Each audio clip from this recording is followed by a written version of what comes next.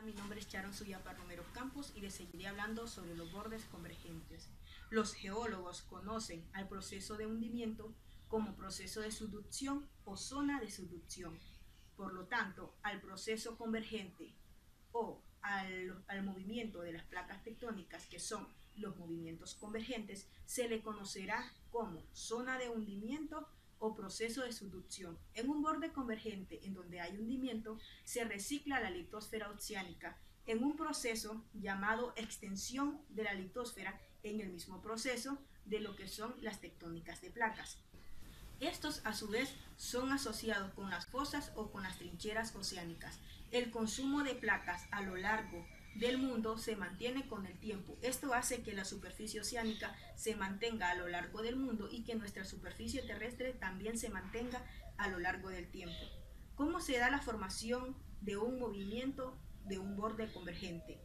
Esto se da porque en el proceso de subducción y en la zona de subducción o hundimiento es cuando la litosfera alcanza los 10 millones de años o más. Esta se vuelve más densa que la atenosfera subyacente.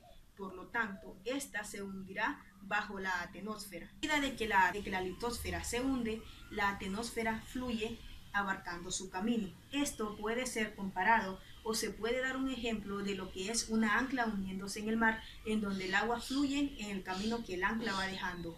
Esta, a diferencia de la ancla, se hace de forma más lenta, es decir, que la litosfera puede hundirse a una velocidad de unos 15 centímetros por año. También debemos tener en cuenta de que la litosfera es la que se hunde, es decir, que la parte que se hunde o la placa que se hunde tiene que ser y estar compuesta de litosfera oceánica, ya que las rocas que contiene la litosfera continental son más densas. Esto hace el proceso de lo que es un barco o un chaleco salvavidas que mantiene a flote al continente. Cuando la corteza continental se mueve a un margen convergente, el proceso de subducción se detiene. Gracias a los movimientos de las placas, nuestro océano o la superficie de nuestro océano tiene 200 millones de años.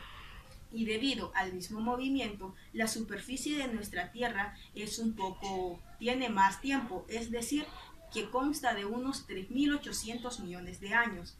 Las características de un borde convergente se puede dar un ejemplo con lo que es la placa Nazca y la placa sudamericana. Es decir, que la placa Nazca se hunde bajo la sudamericana y todos los sedimentos que se encuentran bajo la placa que se hunde se raspan formando entre ellos lo que son un movimiento, forman lo que viene siendo una cuña de prisma. ¿Cómo se da la función del prisma? Se da con el mismo proceso que se da la nieve o una arena en un arado. Aquí aparece lo que es un arco volcánico, es decir, varios volcanes que se dan tras el prisma de acreción.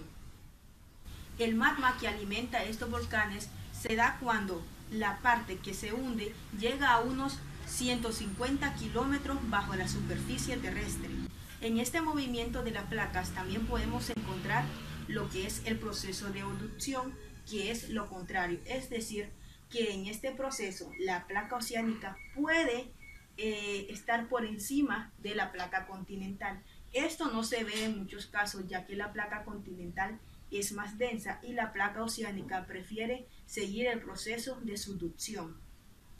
Aquí también podemos encontrar lo que es convergencia continental, que está en la litosfera continental y en la litosfera oceánica, que esta puede contener también litosfera continental y en donde ninguna de las dos se hunde, sino que forman un nuevo continente.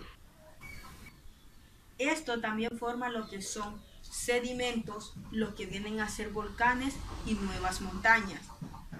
Estos fenómenos también los podemos encontrar ya que se dieron en la India, en Asia, en la cordillera del Himalaya. También tenemos lo que es el monte Everest y Urales y algunas otras colisiones continentales que se han dado.